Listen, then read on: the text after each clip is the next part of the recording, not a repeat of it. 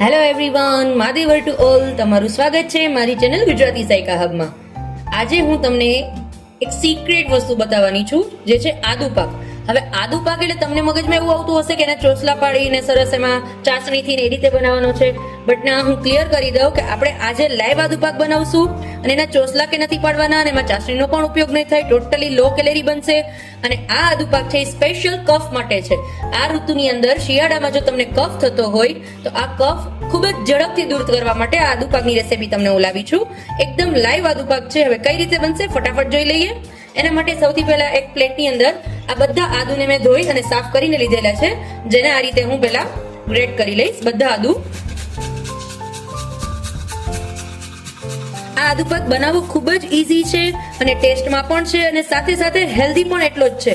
Because જો તમને કફ ના મળતો હોય તો આ ગરમા ગરમ આદુ પાક તમે જ્યારે ટેસ્ટ કરશો ત્યારે ટેસ્ટ પણ એટલો સરસ આવશે અને કફ તો જાણે ગાયબ જ થઈ ગયો. આ બધા આદુને આ રીતે સરસ ગ્રેટ કરીને લઈ લેવાના. પહેલા જો તમે આ રીતે, અને આ ટોટલી લો કેલેરી બનવાનું છે ફ્રેન્ડ્સ. તો જેને ડાયાબિટીસ છે અથવા કોઈ ડાયટિંગ પર છે તો એ બધા પણ આ ઇઝીલી ખાઈ શકશે.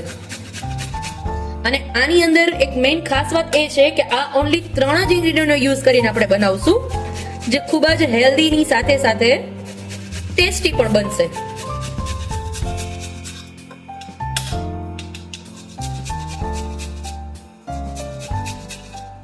જોઈ લો ફ્રેન્ડ્સ, મેં આદુ ખમણીને રેડી કરી લીધું છે અને જે ભાગ ખમણવામાં રહી ગયો હોય એ આ રીતે અલગ આ રીતે કરી લેવાનો.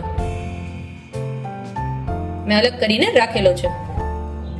આદુ પાક બનાવવા માટે હું આ દેશી ગોળનો યુઝ કરું છું. જે રાજભોગનો દેશી ગોળ આવે છે, શુદ્ધ દેશી ગોળ, એ જ યુઝ કરશું. બીકોઝ શું થશે કે જ્યારે ભીલી ગોળનો યુઝ કરશો તેમાં શુગરનું પ્રમાણ આવશે. હવે આ જ્યારે લાલ ગોળ દેશી ગોળ છે, એક આયુર્વેદિક ગોળ છે જે ડાયાબિટીસના લોકો પણ પ્રેમથી ખાઈ શકશે, એટલે હું દેશી ગોળનો જ યુઝ કરું છું. હવે આની અંદર અત્યારે સોસપેનની અંદર હું 1 ચમચી જેટલું ખાલી ઘી એડ કરું છું. કેટલું? ખાલી 1 ચમચી જેટલું. હવે ઘીની અંદર સૌથી પહેલા તમે જે ગ્રેટ કરીને રાખેલું આદુ છે એને સાતળવાનું છે.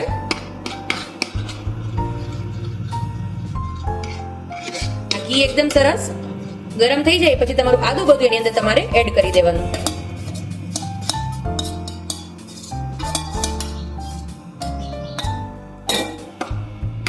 અને તમારા બધા આદુને ઘીની અંદર પેલા આ રીતે સાતળી લેવાનું. આ ટોટલી લો કેલેરી બનશે, એટલે આ કોઈ પણ લોકો જે ડાયટિંગ પર હશે, ડાયાબિટીસ હશે, બધા તમામ લોકો આને ઈઝીલી ખાઈ શકશે.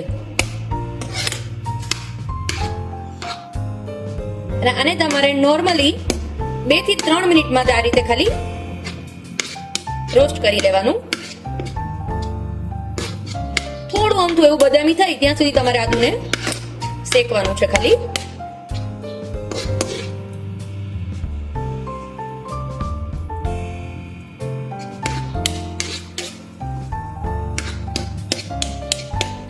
હવે આપણે આ કફમાં ખાવું છે એના માટે હું ઘીનું પ્રમાણ ઓછું રાખું છું, પણ તમને જો વધુ ઘીનો ટેસ્ટ પસંદ હોય તો તમે આની અંદર ઘીનું પ્રમાણ વધારે પણ રાખી શકો છો. પણ આ આપણે કફમાં ખાવું છે એટલા માટે આની અંદર મેં 1 ચમચી જેટલું જ ઘી એડ કરેલું છે. અને જો તમે ઘી તો ક્યાંય દેખાતું પણ નથી, બધું છે એ આદુ પી ગયું છે, બધું સોક કરી લીધું છે આદુ. એ એકદમ સરસ સ્મેલ આવે છે. તમે જરૂરથી બનાવજો અને એકદમ સરસ ટેસ્ટની સાથે સાથે હેલ્ધી પણ એટલું જ. બીકોઝ જો ટેસ્ટી દવા તમને કોઈ આપે તો કોણ ન ખાય. એટલે આ વખતે આ સિઝનમાં કફ ભગાડવા માટે ટેસ્ટી દવાની ટ્રાય કરજો.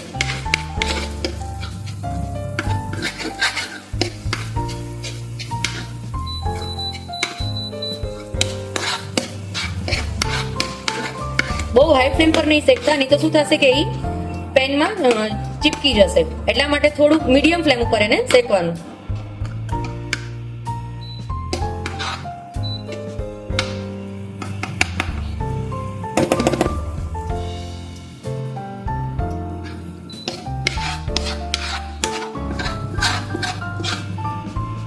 એકદમ સરસ છે મારું આદુ, એકદમ સરસ શેકાઈ ગયું છે.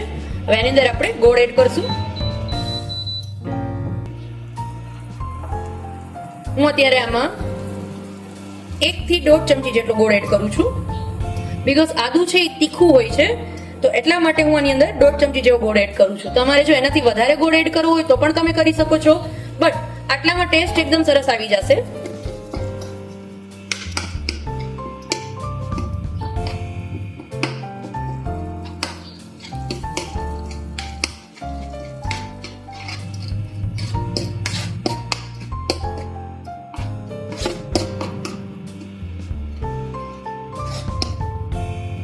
ગોળને એકદમ સરસ મેલ્ટ કરી લેવાનો અને મેલ્ટ થઈ ગયા પછી 1 મિનિટ માટે એને તમારે કૂક કરવાનું. જો મારો ગોળ છે એકદમ સરસ મેલ્ટ થઈ ગયો છે.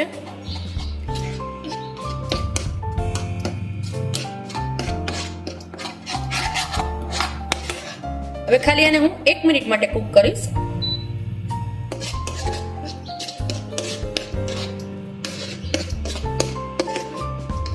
ટોટલી લો કેલેરી. હવે તમે આમાં જુઓ, આમાં જે ઘી આદુ જે છે બધું સોક કરી ગયું હતું એ પણ હવે પેન છોડી દીધું છે. જુઓ તમે.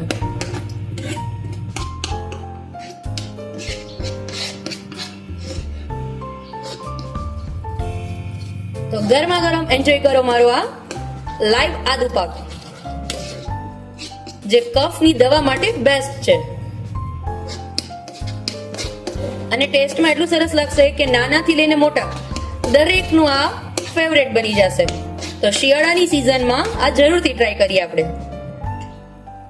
રેડી છે મારો આદુ પાક. હવે એને બાઉલની અંદર ટ્રાન્સફર કરી લઈશ.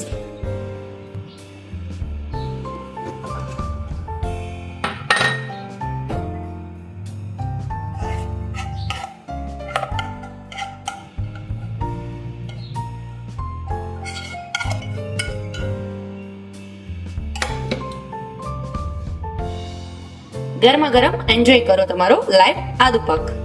ફ્રેન્ડ્સ, જો મારી ચેનલ હજી સુધી સબસ્ક્રાઇબ ન કરી હોય તો પહેલા સબસ્ક્રાઇબ કરજો અને બેલ આઇકન પર ક્લિક કરવાનું ભૂલશો નહીં, એટલે મારા કોઈ પણ નવા વિડીયોની નોટિફિકેશન સૌથી પહેલા તમારા સુધી પહોંચે.